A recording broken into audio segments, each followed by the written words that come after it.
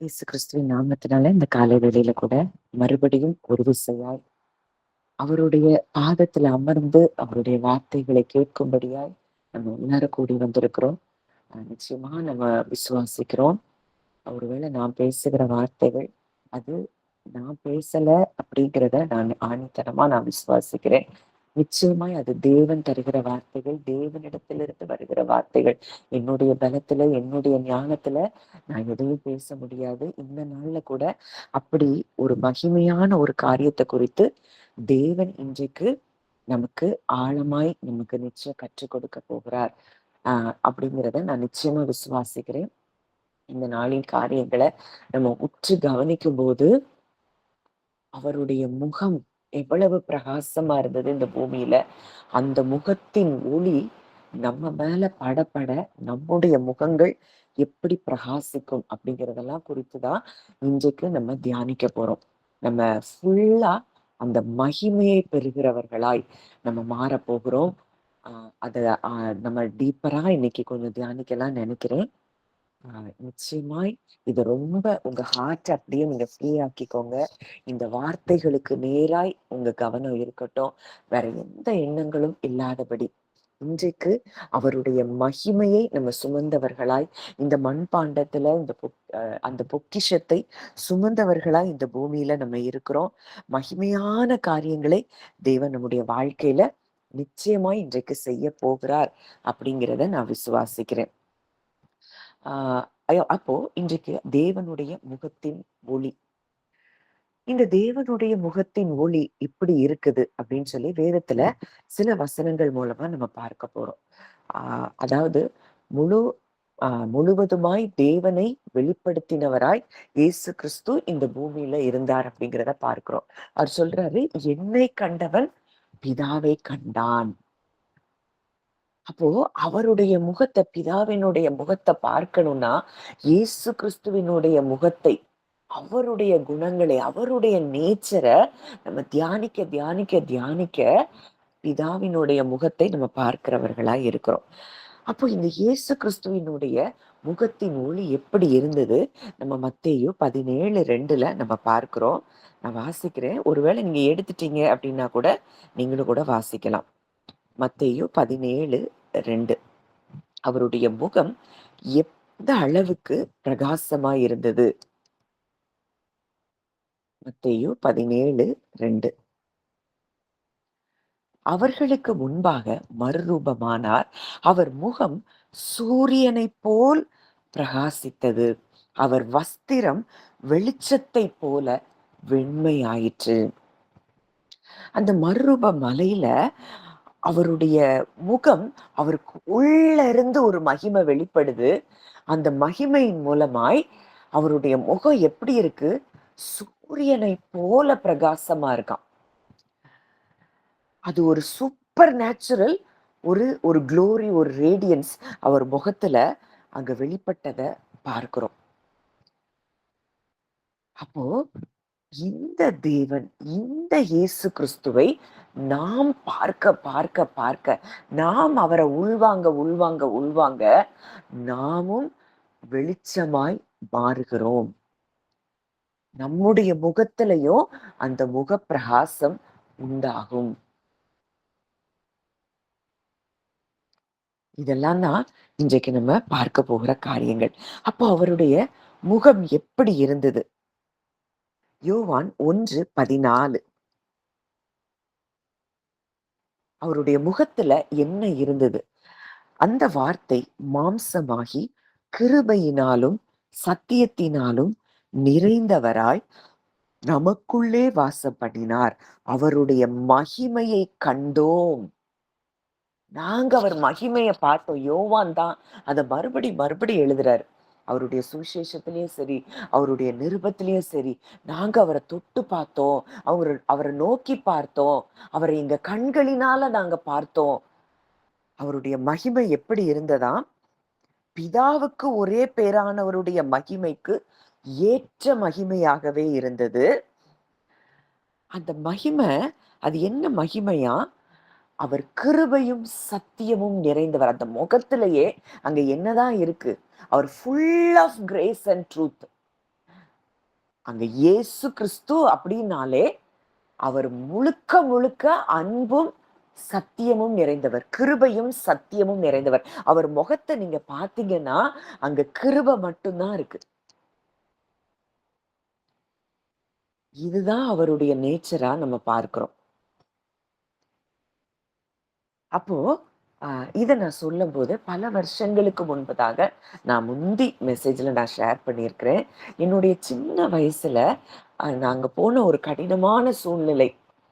அந்த சூழ்நிலைக்கு அப்போ நான் ரொம்ப பயந்து நைட்டெல்லாம் அழுது, அ அப்படி பயந்து இருந்த நாட்கள். அ அந்த காரியங்கள்ல ஒரு விடுதலை கிடைச்ச பிறகு, அப்படியே ஒரு ட்ரீம்ல நான் வந்து ஜீசஸ நான் பார்க்கிறதுக்கு அவர் கிருபை செய்தார். அப்ப எங்க அம்மாவுக்கு ஒரு பயங்கரமான ஒரு போராட்டம். அந்த போராட்டத்துல இருந்து ஒரு விடுதலை கிடைச்சது. பல மாதங்கள், அதாவது பயங்கரமான போராட்டம். ஆனா அதுல விடுதலை கிடைச்ச பிறகு, அதுக்கு முன்பதாக நான் பண்ணுன ஜெபம் ஒண்ணே ஒண்ணு, எனக்கு பயமா இருக்குது ஏசப்பா. இதுதான் நான் பண்ண ஜெபம். ஆனா அந்த போராட்டங்களுக்கும் தேவன் ஒரு முடிவ குடுத்து, அவர அந்த அந்த ட்ரீம்ல நான் அவர பார்க்கிறேன். எனக்கு அப்படி அந்த பிரகாசம், அப்படி லைட் மாரி அப்படிலாம் இல்ல. அவர் ரியலா ஜீசஸ் எப்படி இருந்தாரோ அப்படித்தான் எனக்கு தெரிஞ்சது. ஆனா அவருடைய முகம் முழுவதுமாய் அன்பு மட்டும் தான் இருந்தது. அந்த அன்பான முகத்த இன்னைக்கு வரைக்கும் என்னால மறக்க முடியல.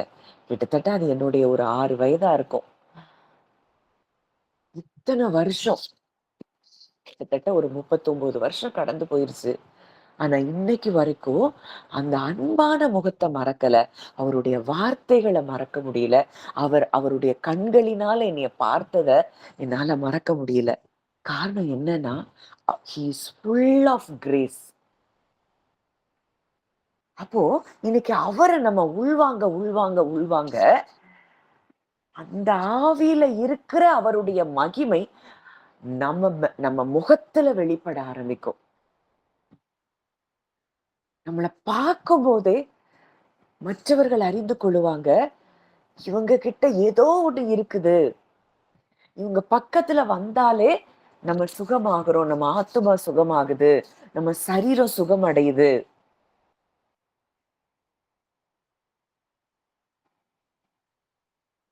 இது எல்லாருக்கும் உரிய காரியம். இதெல்லாம் இப்ப நான் சிலர் சொல்றத கேட்கிறேன்.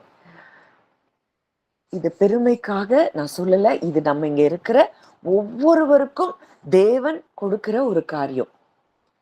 நீங்க பேசினாலே இருதயம் லேசாகுது.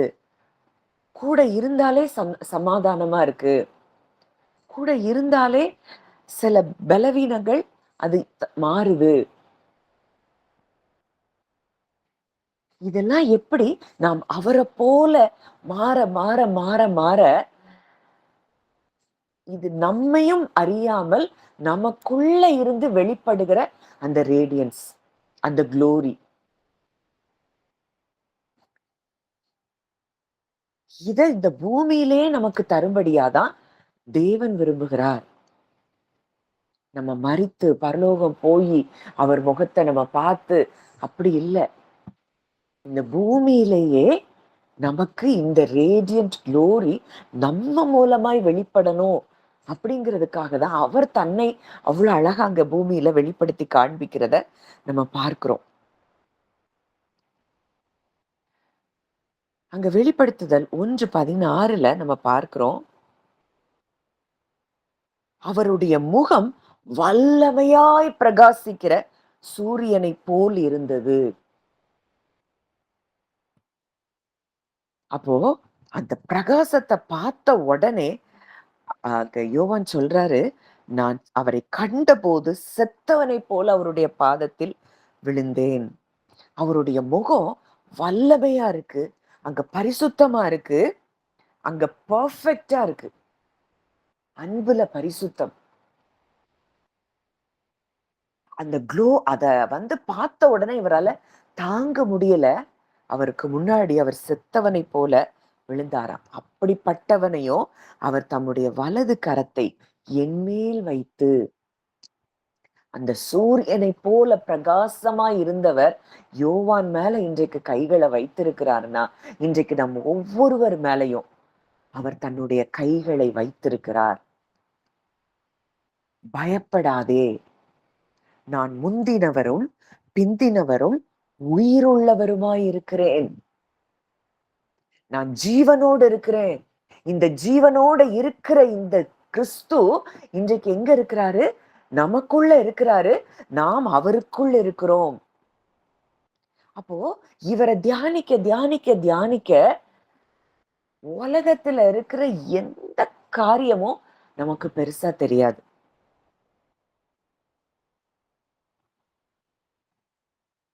2 கொரிந்தியர் 4:6ல நம்ம பார்க்கிறோம். நான் அந்த வசனத்தை வாசிக்கிறேன். 2 கொரிந்தியர் 4:6. இருளிலிருந்து வெளிச்சத்தை பிரகாசிக்க சொன்ன தேவன் இயேசு கிறிஸ்துவின் முகத்தில் உள்ள தமது மகிமையின் அறிவாகிய ஒளியை தோன்ற பண்ணும் பொருட்டாக எங்கள் இருதயங்களிலே பிரகாசித்தார்.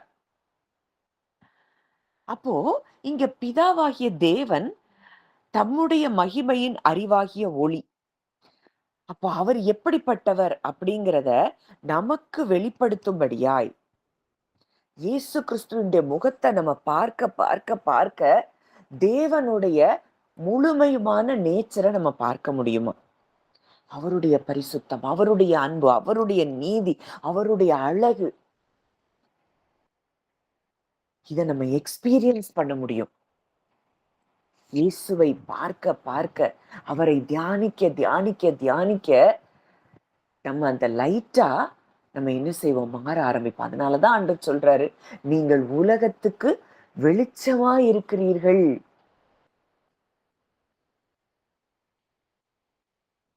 அப்போ அவர் ஒளியா இருக்கிறாருன்னா நாமும் ஒளியா இருக்கிறோம். ஏன்னா அந்த ஒளியே இன்றைக்கு எங்கதான் இருக்குது? நமக்குள்ள. ஒளியாகிய கிறிஸ்து, வெளிச்சமாகிய கிறிஸ்து இன்றைக்கு எனக்குள்ள இருக்கிறார். நான் அப்ப வெளிச்சமாதான் இருப்பேன்.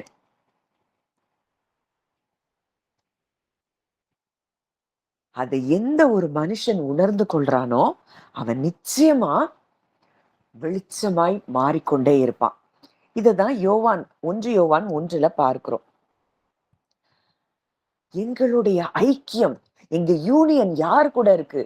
இந்த உலகத்துல இல்ல. அவங்க அவர் எழுதுறாரு, எங்களுடைய ஐக்கியம் பிதாவோடும் அவருடைய குமாரனாகிய இயேசு கிறிஸ்துவோடும் இருக்குது. எப்பவும் நாங்க அவர் கூட இருக்கிறோம். உங்கள் சந்தோஷம் நிறைவாயிருக்கும்படி இவைகளை எழுதுகிறோம். தேவன் ஒளியாயிருக்கிறார், அவரில் எவ்வளவேனும் இருள் இல்லை. இருள்ங்கிறது நான் தேவன் கிட்ட பார்க்கவே முடியாது. நாம் அவரோட ஐக்கியப்பட்டவர்கள் என்று சொல்லியும் இருளிலே நடக்கிறவர்களா இருந்தால், அப்போ அன்பு, ஜீவன், ஒளி. அன்பு அதுதான் ஜீவனா இருக்கு, லைஃபா இருக்கு. அதுதான் லைட்டா இருக்கு. இப்போ இயேசு கிறிஸ்து பிதா கிட்ட அந்த அன்பு தான் இருக்கு. தேவன் அன்பாகவே இருக்கிறார். God is love. அவ்வளவுதான். அவங்கள்ட்ட அன்பை தவிர வேற எதையும் நம்ம பார்க்க முடியாது. அப்போ அந்த அன்புல நாம் அவரோட ஐக்கியப்பட்டவர்கள் என்று சொல்லியும் இருளிலே நடக்கிறவர்களாய் இருந்தால் சத்தியத்தின் படி நடவாமல் பொய் சொல்லுகிறவர்களாய் இருப்போம். அவர் ஒளியில் இருக்கிறது போல நாமும் ஒளியிலே நடந்தால் ஒருவரோடொருவர் ஐக்கியப்பட்டிருப்போம். அவருடைய குமாரனாகிய இயேசு கிறிஸ்துவின் ரத்தம் சகல பாவங்களையும் நீக்கி நம்மை சுத்திகரிக்கும். அப்போ இன்னைக்கு அவரு கூட நம்ம ஐக்கியமாக இருக்கிறோம் அப்படின்னா, அந்த பிரசன்ஸ்லயே நம்ம இருக்கிறோம் அப்படின்னா, நம்ம எல்லாரு கூடயும் நம்ம என்ன செய்வோம்? ஐக்கியமா இருப்போம். சில காரியங்கள், சில நபர்களை தேவன் நம்மை விட்டு விலக்கி இருப்பார். ஆனா கூட அவங்க மேல கொஞ்சம் கூட கசப்பு இல்லாதபடி மனதார மன்னித்து நம்ம ஆசீர்வதிக்கிறவர்களா இந்த பூமியில இருக்கும்போது, நாமும் இந்த வெளிச்சத்தை பிரதிபலிக்கிறவர்களாய் நம்ம இருப்போம். நமக்குள்ள இருந்து அந்த வெளிச்சம் என்ன செய்யும்? வெளியே மற்றவங்க நம்ம முகத்தை பார்க்கும்போது அந்த தேவ பிரசன்னத்தை உணர்ந்து கொள்வாங்க. இன்றைக்கு இந்த ஒரு இடத்துக்கு நம்ம எல்லாரும் வரணுங்கிறது தான் தேவனுடைய விருப்பம். அந்த 1 யோவான் 1ல ஆதி முதல் இருந்ததும், நாங்கள் கேட்டதும், எங்கள் கண்களினாலே கண்டதும், நாங்கள் நோக்கி பார்த்ததும், எங்கள் கைகளினாலே தொட்டதுமாயிருக்கிற, அது டிபிடில ரொம்ப அழகா இருந்தது. "We saw him with our own eyes." எங்க சொந்த கண்ணுனால அந்த வெளிச்சத்த நாங்க பார்த்தோம். அவர பார்த்துட்டே இருந்தோம். அவர் சத்தத்த நாங்க கேட்டோம். அவருடைய கைகளெல்லாம் நாங்க தொட்டு பார்த்திருக்கிறோம். இந்த ஜீவனை கொடுக்கிறவர நாங்க நேர பார்த்திருக்கிறோம். அந்த ஜீவன, அந்த சத்தியம் உள்ளவர தான் நாங்க சாட்சி கொடுக்கிறோம். பிதா கூட முகமுகமா இருந்தவர நாங்க நேர்ல பார்த்தோம். அவங்க நேர்ல பார்த்தத, ரியலா அவங்க ஜீசஸ பார்த்தத அங்க எழுதி இருக்கிறத பார்க்கிறோம். இன்றைக்கு அந்த கிறிஸ்துவுக்குள்ளதான் நம்ம இருக்கிறோம். நமக்குள்ள அந்த கிறிஸ்து இருக்கிறார். அப்ப இன்னைக்கு எவ்வளவு தூரம் நமக்குள்ள இருந்து அந்த லைட் வெளியே வரணும்.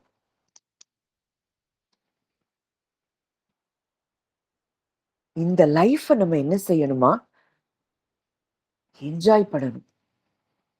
இந்த லைட்ட நம்ம அப்படியே நம்ம அவருடைய கேரக்டர், அவருடைய நேச்சர், இதெல்லாம் அவர் முகத்தை பார்க்க பார்க்க பார்க்க பார்க்க நம்ம அப்படியே அவரை போல மாறுவோம். நம்ம ஒரு ஒரு உலகத்துல ஒண்ணு சொல்லுவாங்க, உன் ஃப்ரெண்ட சொல்லு நீ யாருன்னு சொல்லிடலாம். ஏன்னா ஒரு ஃப்ரெண்டு கூட இருக்க இருக்க இருக்க அந்த ஃப்ரெண்டு எப்படி பேசுறான், அந்த ஃப்ரெண்டு எப்படி நடக்கிறான், இததான் அவன் கற்றுக்கொள்வான். யாரு கூட அதிகமா நம்ம பழகுறோமோ, உறவாடுறோமோ, அவங்கள போல நம்ம இயற்கையாவே மாற ஆரம்பிப்போம். அதனாலதான் வேதம் நமக்கு கற்றுக் கொடுக்க யாரு கூட நம்ம ஃபெல்லோஷிப் இருக்கணும். நேசிக்கிறது, அன்பு செலுத்துறது, எல்லார்ட்டையும் அன்பு செலுத்தணும். ஆனா நம்ம ஃபெல்லோஷிப் எங்க இருக்கணும்? யோவான் சொல்றாரு, எங்களுடைய ஐக்கியம் பிதாவோடும் அவருடைய குமாரனாகிய இயேசு கிறிஸ்துவோடும் இருக்கிறது.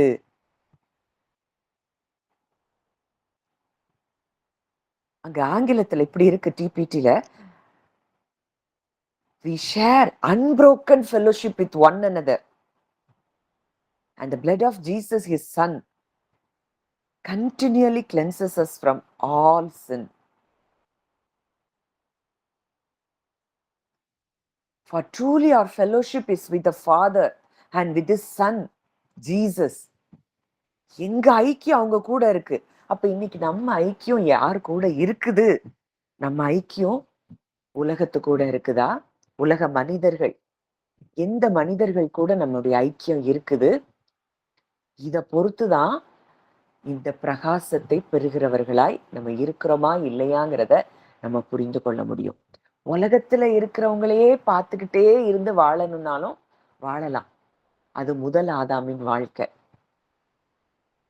நம்ம கிறிஸ்துவுக்குள்ள வந்துட்டோம் அப்படின்னா, அவர் யார், அவர் எப்படிப்பட்டவர், அவரு கூடயே உறவாடிட்டே இருக்க இருக்க இருக்க இருக்க அந்த பிரசன்ஸ்ல நம்ம இருக்க இருக்க நம்ம முகமும் பிரகாசம் அடைகிறத நம்ம பார்க்க முடியும்.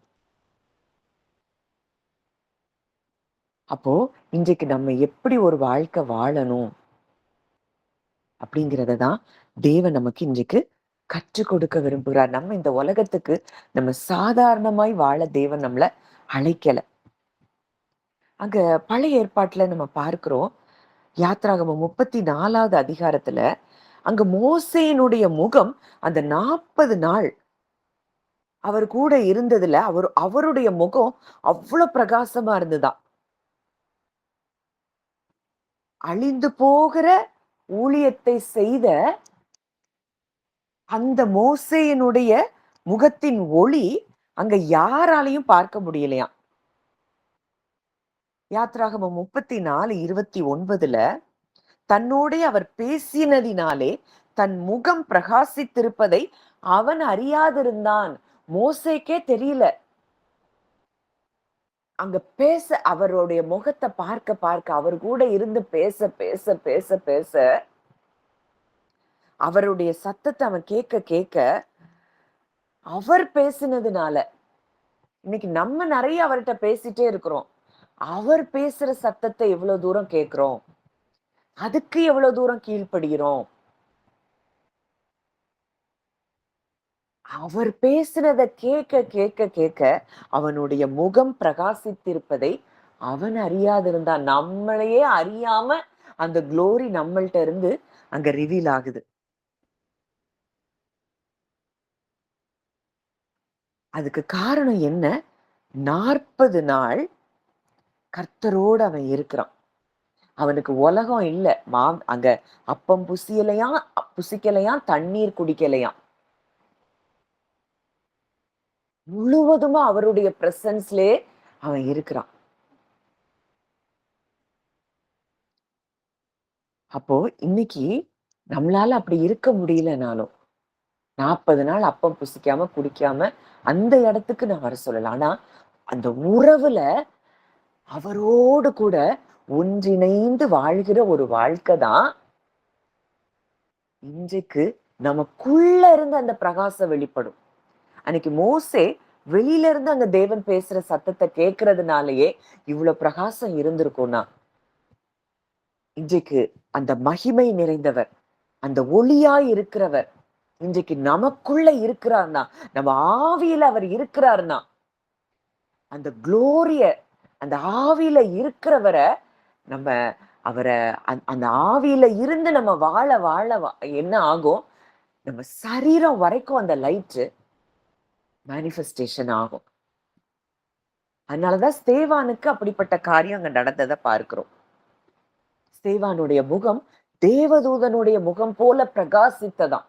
ஏன்னா உள்ள இருந்து அந்த குளோரி ரிவீல் ஆயிட்டே இருக்கு. இப்படி ஒரு வாழ்க்கை வாழணுமா? இல்ல, ஐயோ அவங்க என்ன அப்படி பேசுறாங்க, இவங்க என்ன இப்படி சொன்னாங்க, இப்படி பார்த்தாங்க, இத நான் அப்படின்னு சொல்லி மனுஷங்களையே பார்த்துட்டு இருக்கிற ஒரு வாழ்க்கை வாழணுமா? இத நம்ம தான் டிசைட் பண்ணணும். அப்போ இந்த தேவ பிரசன்னம் இன்னைக்கு நம்ம என்ன செய்தான்? அவரை போல அந்த நம்மள மாத்தி கொண்டே இருக்கு. நம்ம இருதயத்தை என்ன செய்யுது? அப்படி அது பரிசுத்தப்படுத்துது, அன்புல செயல்பட வைக்குது. அவருடைய பிரசன்ஸ்ல இருக்க இருக்க இருக்க இருக்க இருக்க நமக்குள்ள ஊற்றப்பட்டிருக்கிற தேவ அன்பு நமக்குள்ள இருந்து வெளிப்பட ஆரம்பிக்கும். நம்ம பேச்சுல, நம்ம சொல்லுல, நம்ம செயல்கள்ல, நம்ம நடக்கையில ஃபுல் ஆஃப் லவ் மட்டும்தான் இருக்கும். அவருடைய அன்பு எப்படிப்பட்டது? குஷ்டரோகிய கூட அருவருக்காமல் தொட்ட அன்பு. அந்த அன்ப மதர் தெரசா பெற்றிருந்ததுனாலதான் அவங்களால அதை செய்ய முடிஞ்சது.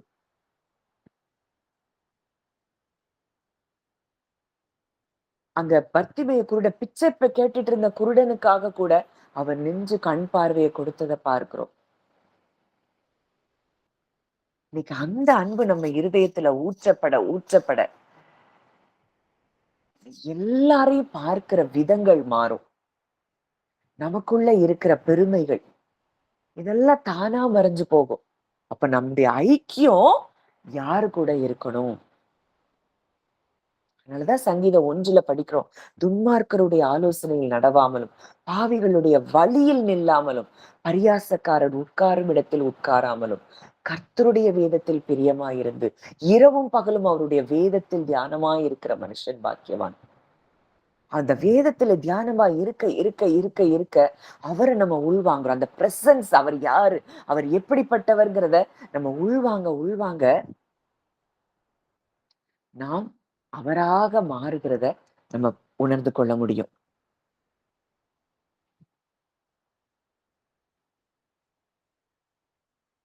அங்க 30வது வசனத்துல நம்ம பார்க்கிறோம், ஆரோனும் இஸ்ரவேல் புத்திரரும் மோசேய பார்க்கும்போது அவன் முகம் பிரகாசிக்கிறத பார்த்து அவன் சமீபத்துல சேர்றதுக்கே பயந்தாங்களாம். ஏன்னா அவங்க எல்லாரும் எதுல இருக்கிறாங்க? ஃப்ளஷ்ல இருக்கிறாங்க. அதனால அவங்களுக்கு பயம் உண்டாகுது. அங்க ஜீசஸ் தன்னை டிரான்ஸ்பிகரேஷன் மவுண்டன்ல மறுரூப மலையில வெளிப்படுத்தும் போது அவங்களுக்கும் ஒரு பயம் உண்டாச்சு. ஆனா அவங்க ஜீசஸும் அங்க முக்காடு போடல. அவங்களும் அந்த முக்காடு போட்டுட்டு அந்த ஒளி அவங்க பார்க்க முடியாதபடி தடுக்கல. இவங்களால அந்த ஒளிய பார்க்க முடியல. ஏன்னா இவங்களுக்குள்ள குறைவுகள். இவங்களுக்குள்ள அந்த வெளிச்சம் இல்லாததுனால அந்த வெளிச்சத்த பார்க்கிறதுக்கு அவங்களுக்கு அவ்வளோ பயமா இருந்துதாம். இன்னைக்கு 2 கொரிந்தியர் 3:18ல நம்ம பார்த்திருக்கிறோம். அந்த வசனத்த நம்ம ஏற்கனவே தியானித்த வசனம் தான். நம்ம இன்னைக்கு எப்படி இருக்கணும்? 2 கொரிந்தியர் 3:18 நாம் எல்லாரும் திறந்த முகமாய் கர்த்தருடைய மகிமையை கண்ணாடியிலே காண்கிறது போல கண்டு, ஆவியாய் இருக்கிற கர்த்தரால் அந்த சாயலாகத்தானே மகிமையின் மேல் மகிமை அடைந்து, எவர் இன்கிரீசிங் க்ளோரி, அது ஒவ்வொரு நாள் அந்த மகிமை நமக்குள்ள கூடிட்டே தான் இருக்குமா. இன்னைக்கு இருந்த மாதிரி நாளைக்கு இருக்க மாட்டீங்க. ஏன்னா அவர் அறிய அறிய அவர் பிரசன்ஸ்ல இருக்க இருக்க இருக்க இருக்க நமக்குள்ள இருந்த அந்த மகிமை, மகிமையின் ஒளி வெளிப்படும்.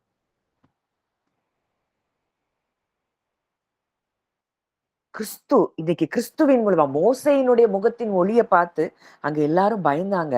ஆனா கிறிஸ்துவினுடைய முகத்தின் ஒளி இன்றைக்கு நமக்குள்ள பிரகாசிக்க பிரகாசிக்க நம்ம திறந்த முகமாய் அவருடைய மகிமையை கண்ணாடியில காண்கிறது போல கண்டு, ஆவியாய் இருக்கிற அந்த கர்த்தரால், அவர் ஸ்பிரிட்டா இருக்கிறாரு.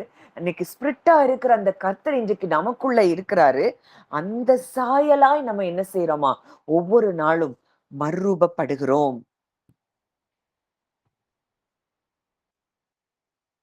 இந்த குளோரி, இந்த மகிமை, இந்த மகிமை மோசே பார்த்த இந்த மகிமை, வெளிப்படுத்தின இந்த மகிமை அது டெம்பரரியா இருந்தது. ஆனா கிறிஸ்துவினுடைய மகிமையை உடையவர்களாய் இருக்கிற நம்ம என்றென்றைக்கும் பிரகாசிக்கிறவர்களாய் இருப்போம். அங்க அவங்க முக்காடு போட்டாங்க. மோசே தன்னுடைய முகத்தை முக்காடு போட வேண்டியதா இருந்தது. கிறிஸ்துவின் மூலமாய் அந்த முக்காடு நீக்கப்பட்டிருக்கு. புது உடன்படிக்கையின் மூலமாய் இந்த மகிமைய நமக்குள்ள பரிசுத்த ஆவியானவர் மூலமாய் நம்ம சுமந்து கொண்டிருக்கிறோம்.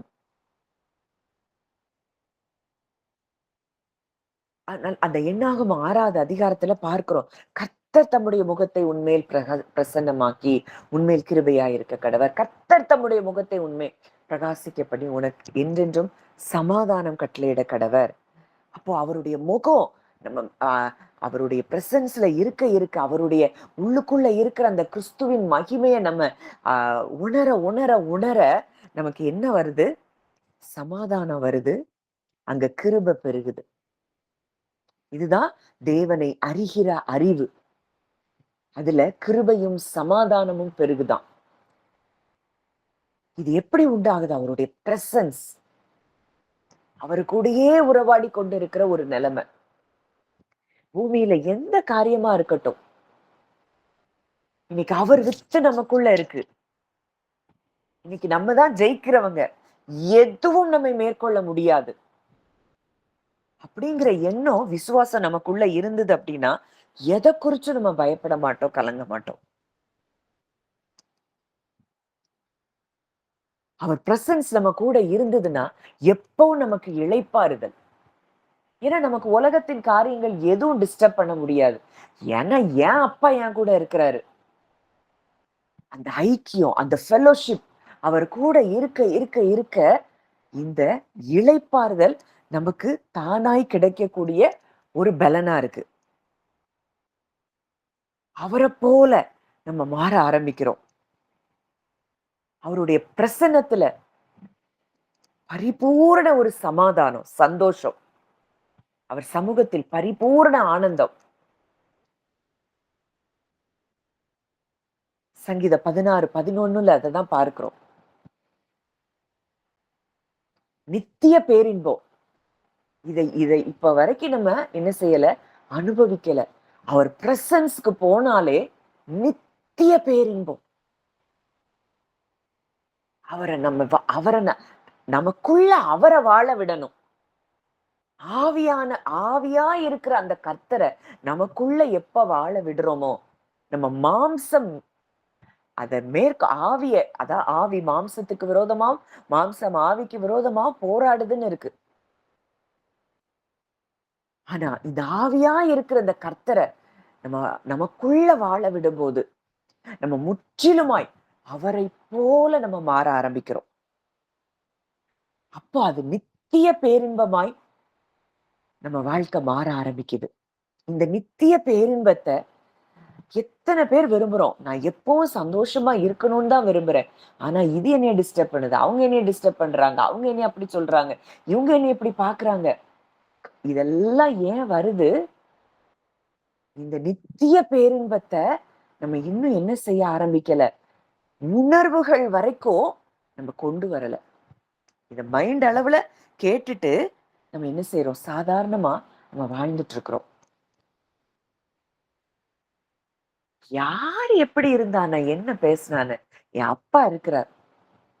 அப்படிங்கிற இடத்துக்கு வந்துட்டோம் அப்படின்னா, வந்தாதான் இந்த பிரகாசத்த நம்ம என்ஜாய் பண்ணவும் முடியும். நாமும் பிரகாசிக்க முடியும். ஃப்ளஷ் டோட்டலா நம்மள விட்டு மாறணும். பழைய மனுஷன களைந்து போடணும். இந்த ஃப்ளஷ் அப்படிங்கிறதே ஆதாமுக்குரியது. பழைய ஆதாம், முதல் ஆதாம்க்குரியது. கிறிஸ்துவுக்குள்ள நம்ம வந்துட்டோம். இன்னைக்கு கிறிஸ்து எனக்குள்ள இருக்கிறார். அப்படின்னா, இந்த ஃப்ளஷ் நமக்குள்ள செயல்படாது.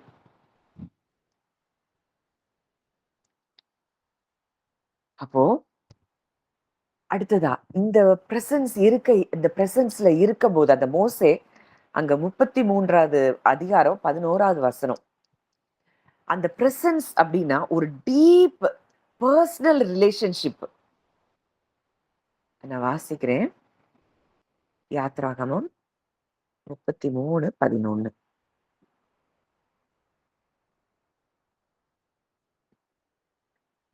ஒருவன் தன் சிநேகிதனோடே பேசுவது போல கர்த்தர் மோசேயோடே முகமுகமாய் பேசினார்.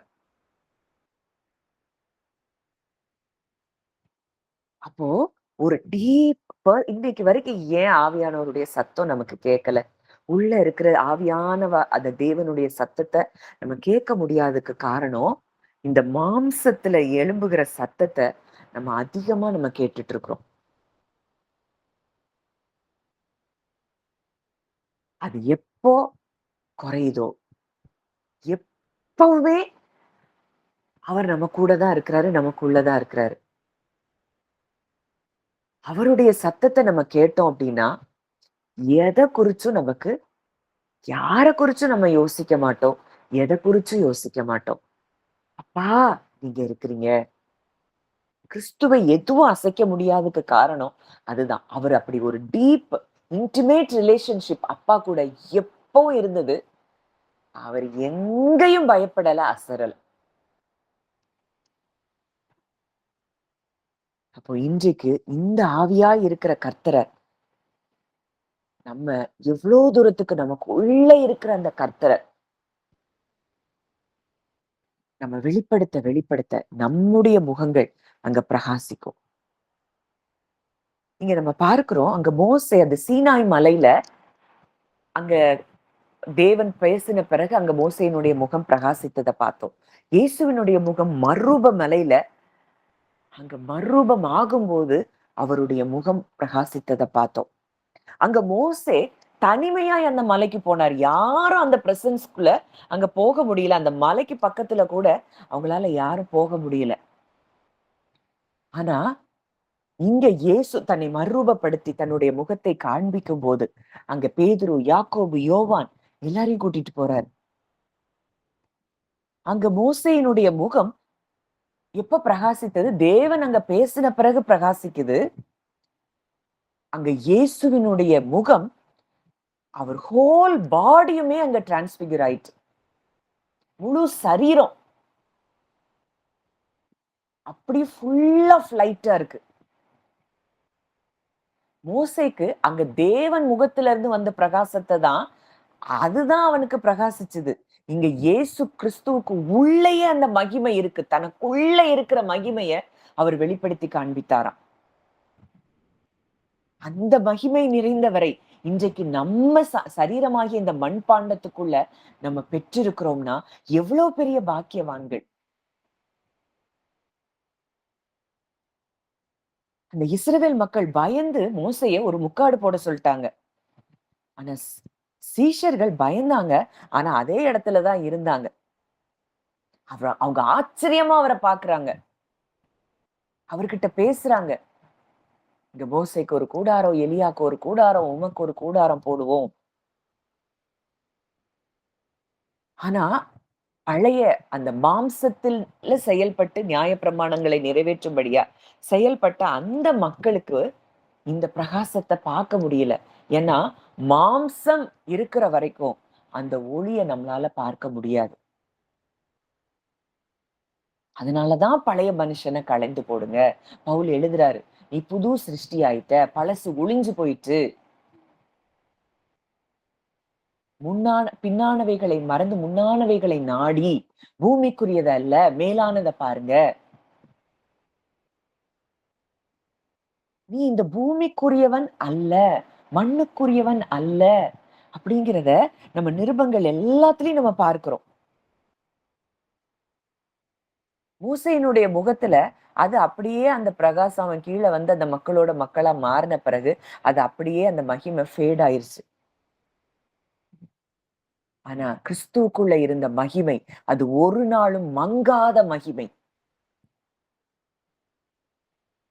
அந்த மகிமை மோசேக்குள்ள இருக்கிற மகிமை, அது நியாயப்பிரமாணம் பழைய உடன்படிக்கைக்குள்ள இருந்த அந்த மகிமை.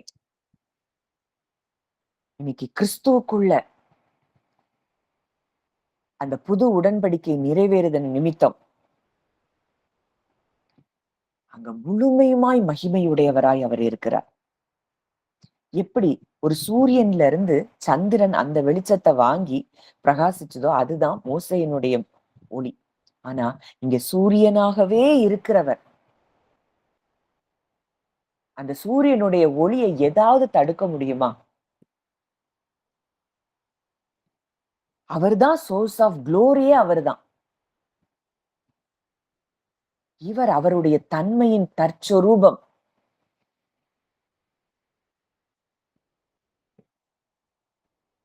அப்போ இந்த தேவகுமாரனை நம்ம சுமந்து கொண்டிருக்கிறோம். நம்ம எக்ஸ்பீரியன்ஸ் பண்ணிட்டு இருக்கிறோம்.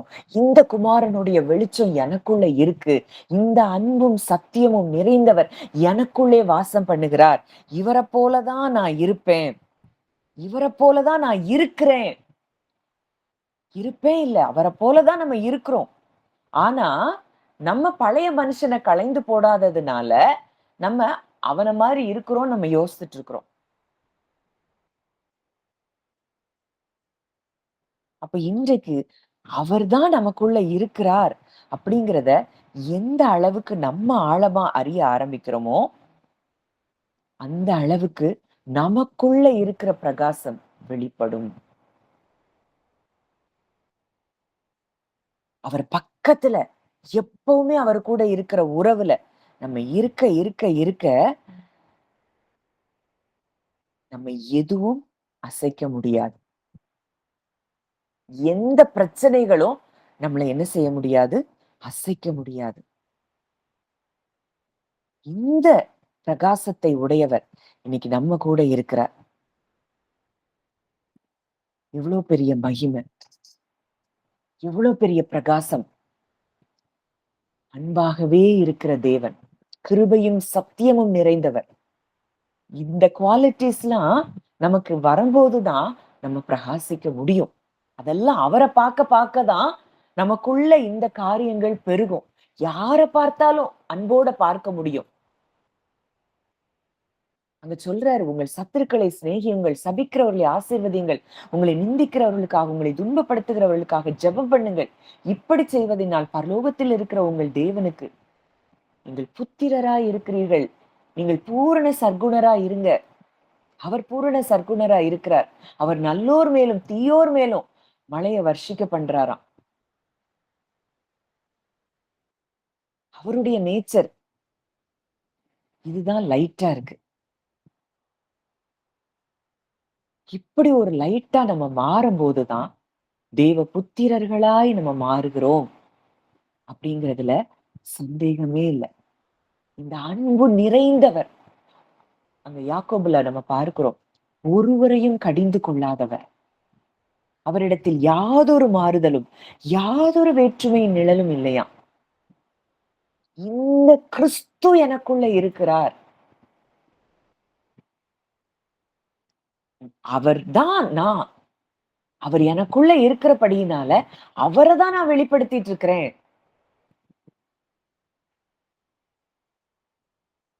இந்த இடத்துக்கு நீங்க வரும்போது, யாரும் எந்த மனித வார்த்தைகளும் உங்கள டிஸ்டர்ப் பண்ண முடியாது. எப்போ எங்களுடைய ஐக்கியம் பிதாவோடும், அவருடைய குமாரனாகிய இயேசு கிறிஸ்துவோடும் இருக்கிறதுன்னு யோவான் சொன்ன மாதிரி, நம்ம சொல்லும்போது, அந்த ஃபெலோஷிப்ல, அந்த இன்டிமசில அவராய் நாம் மாற ஆரம்பிப்போம். கிறிஸ்துவின் சாயலை தரித்துக் கொண்டு, மகிமையின் மேல் மகிமை அடைந்து, மறுரூபப்படுகிறவர்களாய் நம்ம இருப்போம். அப்ப இப்படி ஒரு வாழ்க்கை வாழணுமா? இல்ல சாதாரணமாக ஒரு வாழ்க்கை வாழணுமா? மனுஷனை போல வாழணுமா? பேதுருட்ட சொல்றாரு, நீ மனுஷ மார்க்கமா நீ சிந்திக்கிறியே, அப்பாலே போ சாத்தானேங்காரு. மனுஷனை போல சிந்திச்சோம், பழைய ஆதாம போல, முதல் ஆதாம போல நம்ம சிந்திச்சோம் அப்படின்னா, நம்ம யார பிரதிபலிக்கிறோம்? அவனைதான் பிரதிபலிச்சிட்டு இருக்கிறோம். நம்ம முகம் அவனைதான் வெளிப்படுத்தும். மனுஷனை போல சிந்திச்சு, மனுஷனை போல பேசி, மனுஷனை போல வாழ்றதுக்கு தேவன் நம்மள அழைக்கல. இன்னைக்கு எத்தனையோ பேர் எதெல்லாமோ சத்தியம்னு கேட்டுட்டு இருக்கிறாங்க. ஆனா இன்றைக்கு நமக்கு தேவன் இதையெல்லாம் கற்றுக் கொடுக்கிறாருன்னா, நம்மளை வேறு பிரித்திருக்கிறார். இந்த பூமிக்கு கிறிஸ்துவை வெளிப்படுத்தும்படியாய் நம்மை வேறு பிரித்திருக்கிறார். நம்முடைய பார்வை, நம்முடைய நடை, நம்முடைய உடை, நம்முடைய ட்ரெஸ் கூட அவரை வெளிப்படுத்துறதா இருக்கணும்.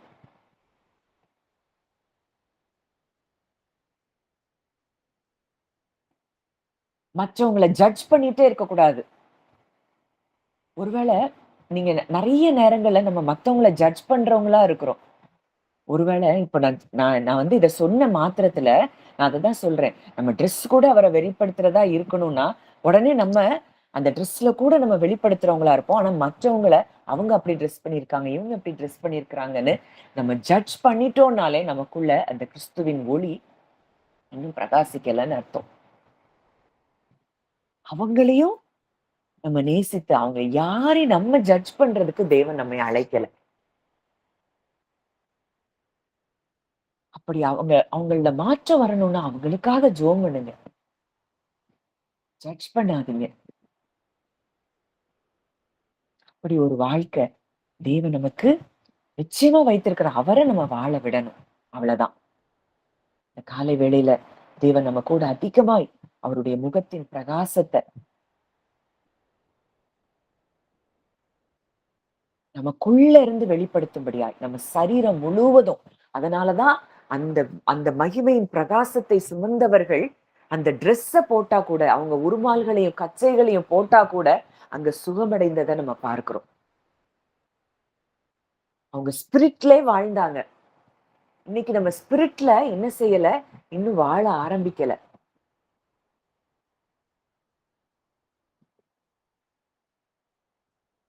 ஃபிளஷ்ல வாழ்ந்துட்டு இருக்கிறோம்.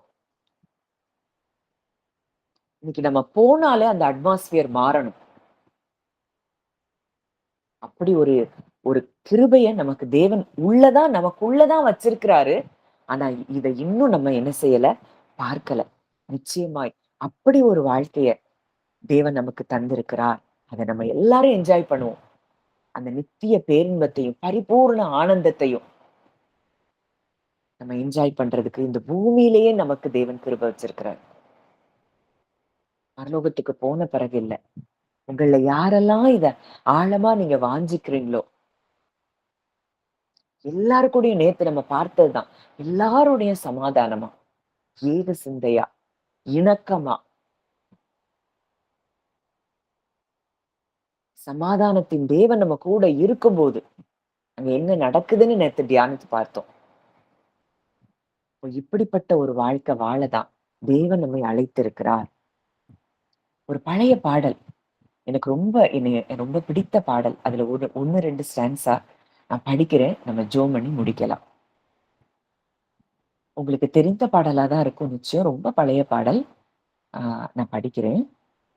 பாரீரருணோதயம் போல் உதித்து வரும் இவர் யாரோ? பாரீரருணோதயம் போல் உதித்து வரும் இவர் யாரோ? முகம் சூரியன் போல் பிரகாசம், சத்தம் பெருவெள்ளம் இரைச்சல் போலே.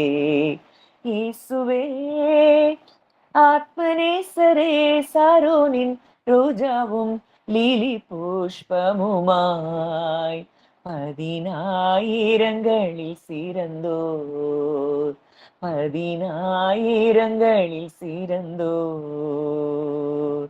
அவர் இடது கையின் தலைக்கு வலக்கரத்தாலே தேற்றுகிறார்.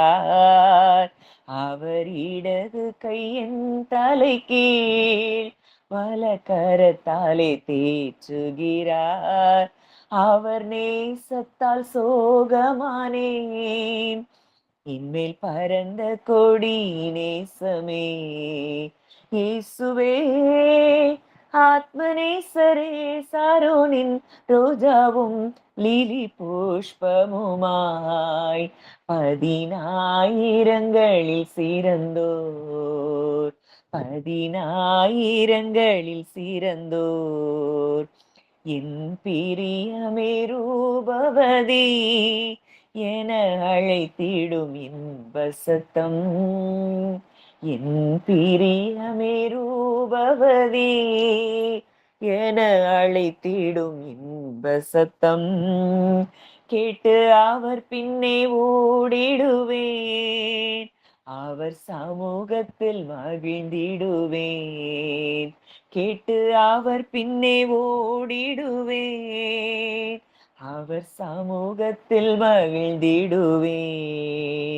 இயேசுவே ஆத்மநேசரே, சாரோனின் ரோஜாவும் லீலி புஷ்பமுமாய், பதினாயிரங்களில் சிறந்தோர், பதினாயிரங்களில் சிறந்தோர். என் நேசர் என்னுடையவரே, அவர் மார்பினில் சாய்ந்திடுவேன். என் நேசர் என்னுடையவரே, அவர் மார்பினில் சாய்ந்திடுவேன். மணவாளியே வா என்பாரே, நானும் செல்லுவேன் அந்நேரமே. மணவாளியே வா என்பாரே, நானும் செல்லுவேன் அந்நேரமே. இயேசுவே ஆத்மநேசரே, சாரோனின் ரோஜாவும் லீலி புஷ்பமுமாய், பதினாயிரங்களில் சிறந்தோர், பதினாயிரங்களில் சிறந்தோர். ஜெபிக்கலாம். நல்ல தகப்பனே, நன்றியோடு உம்மை துதிக்கிறோம், ஸ்தோத்தரிக்கிறோம் அப்பா. அப்பா, இந்த நல்ல நாளில கூட கர்த்தாவே, எங்களை மார்போடு அணைத்த எங்கள் கர்த்தர், அணைத்திருக்கிற எங்கள் தேவன். உம்முடைய இடது கை எங்கள் தலையின் கீழ் இருக்கிறதாம். உமது வலது கரத்தால எங்களை அணைத்திருக்கிறீங்களாப்பா. நாங்க இதை லிட்ரலா நாங்க ஃபீல் பண்றோம்ப்பா. அப்பா, ஒரு தாய் தன் பிள்ளைய கட்டி அணைத்திருக்கிறது போல நீங்க எங்களை கட்டி அணைத்திருக்கிறீங்கப்பா. அந்த அன்பை நாங்க பார்க்கிறோம்ப்பா. உங்க ஒவ்வொரு சொட்டு ரத்தத்திலையும் உங்க அன்பை நாங்க பார்க்கிறோம். எங்க சரீரத்துல மாம்சத்துல வந்து உங்க சரீரத்துல ரத்தம் தோன்றினதுக்கு காரணமே நாங்க தான். எங்க மேல வச்ச அன்புதான். ஒவ்வொரு துளியும் உங்க அன்பை எங்க மேல வெளிப்படுத்துகிறத பார்க்கிறோம்ப்பா. அந்த ஒவ்வொரு ரத்த துளிகளும் எங்களுக்காக துடிக்கிறத பார்க்கிறோம்.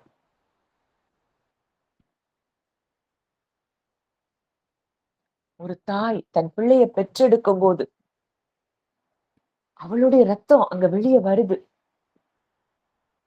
ஆனா அது ஒரு சில அது அது ஒரு சிறிய அமௌண்ட் தான். ஆனா எங்களுக்காக சரீரத்துல இருக்கிற கடைசி சொட்டு ரத்தம் வரைக்கும் நீங்க சிந்தி எங்களை பெற்றெடுத்திருக்கிறீங்கன்னா எங்க மேல உங்க அன்பு எவ்வளவு பெருசுன்னு நாங்க பார்க்கிறோம்ப்பா. அப்பா, அந்த அன்பு எங்களை நிரப்பட்டுப்பா. ஒவ்வொரு நிமிஷமும் நாங்க உங்க கூட உறவாடுகிற அந்த உறவுல நாங்க இருக்க எங்களுக்கு உதவி செய்யுங்கப்பா. நாங்க மாம்சத்துல செயல்படாதபடி ஆவிக்குரியவர்களாய்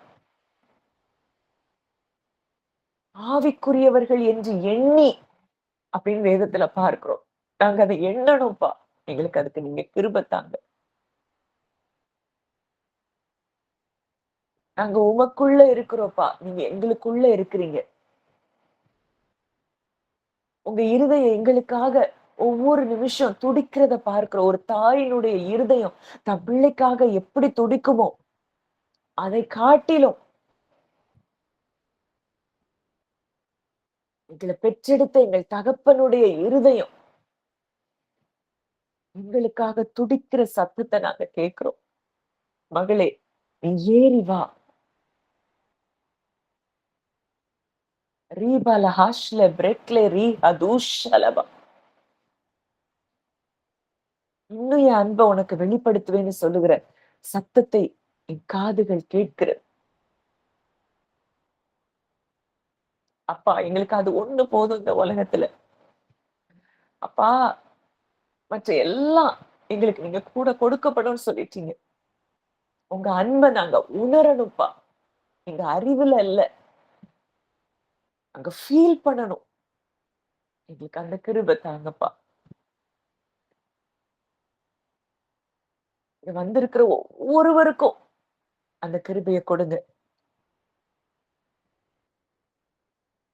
அப்பா, அந்த அனாதி அன்பு,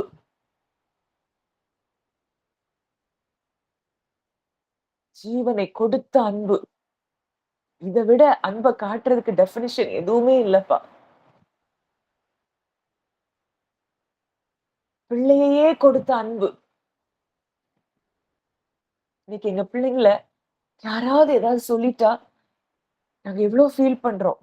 ஆனா எங்களுக்காக உங்க பிள்ளையே கொடுத்து எங்களை மீட்டெடுத்திருக்கிறீங்கன்னா எங்களை நீர் எவ்வளவு விசேஷமாய் நீர் பார்க்கிறீர் தகப்பனு.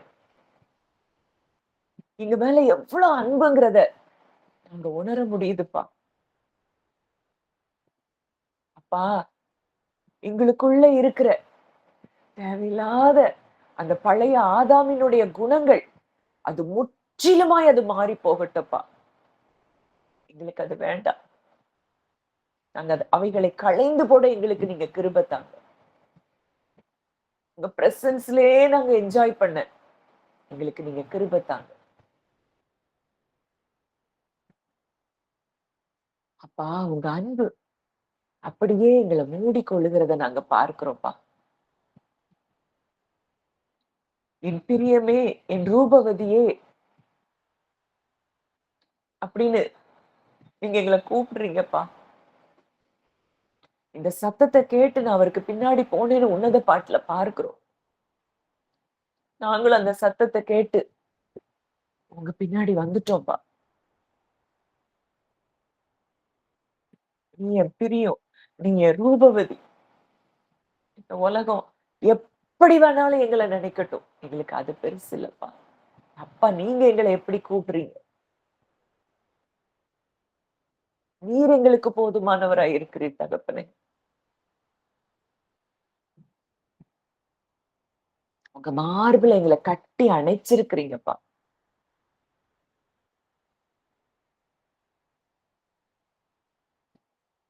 எங்களுடைய எல்லா பாரங்களையும் இன்றைக்கு உங்களுடைய சமூகத்துல நாங்க இறக்கி வைக்கிறோம்ப்பா. நீங்க பார்த்து கொள்ளுங்கப்பா.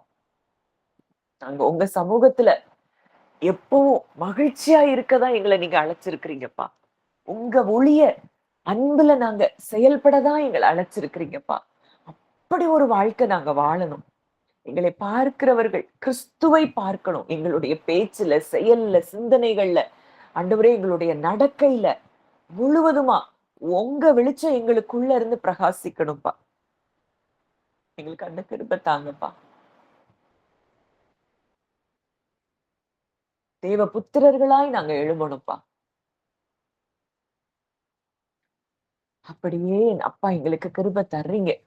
ஏன்னா நீங்க கிருபை நிறைந்தவர். நாங்க இந்த உலகத்தின் காரியங்கள் எதுக்கும் நாங்க இன்னைக்கு வரலப்பா. ஒரு நாளும் நாங்க அதுக்கு வரமாட்டோம். அதெல்லாம் எங்க அப்பா நீங்க எங்களுக்கு தருவீங்க. மனசுல ஆசைப்பட்டாலே எங்க அப்பா எங்களுக்கு தருவீங்கப்பா. நாங்க சொன்னாலே அது கிடைச்சிரும். ஆனா இன்னைக்கு எங்களுக்கு தேவை உங்க முகத்தின் பிரகாசம் எங்கள்ல இருந்து, எங்களுக்குள்ள இருந்து அந்த குளோரி அது ரிவீல் ஆகணும்ப்பா. எனக்கு நீங்க உதவி செய்யுங்க.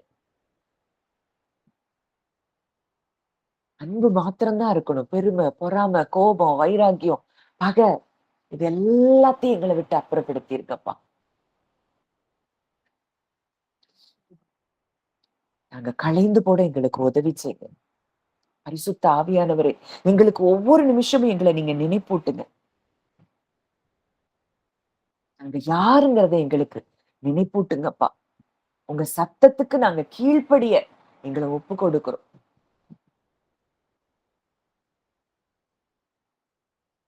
நல்ல தகப்பனே, நன்றியோடு உங்களை துதிக்கிறோம், ஸ்தோத்தரிக்கிறோம் அப்பா. இந்த நல்ல நாளின் காலை வேளையில கூட கர்த்தாவே, அப்பா எங்களோடு அப்பா ஒரு மகிமையை நோக்கி நாங்கள் போய்க்கொண்டிருக்கிறோம். ஆண்டவரே, ஒரு ஒரு டிரான்ஸ்ஃபர்மேஷன் எங்களுக்குள்ள நீங்க உண்டாக்கி கொண்டிருக்கிறீங்க. அதுக்காக நன்றி செலுத்துகிறோம்ப்பா. இந்த நாள்ல இருந்து இந்த மகிமை ஒவ்வொருவர் மூலமாகவும் அது ரிவீல் ஆக போகிறதற்காக நன்றி செலுத்துகிறோம். எல்லாருடைய வாழ்க்கையிலையும் மறுரூபம் உண்டாகிறதற்காக நன்றி செலுத்துகிறோம் அப்பா. எப்பவும் பிரசன்ஸ்ல நிறைஞ்சு இருக்கிறவங்களா எங்களை நீங்க மாற்றுறீங்கப்பா. நன்றி அப்பா. இந்த நாள்லயே வந்தவங்க ஒவ்வொருவரையும் இந்த பிளெஸ்ஸிங்ஸ் ஆண்டவரே நீங்க வைக்கிறீங்க. ஒவ்வொருவர் மேலையும் ஒவ்வொருவரும் மறுரூபம் அடைகிறாங்கப்பா. நான் விசுவாசிக்கிறேன்ப்பா. கர்த்தர் அப்படியே நீ செயல்பட்டு ஒவ்வொருவரையும் பிரகாசிப்பிக்கிறதற்காக நன்றி செலுத்துகிறோம்.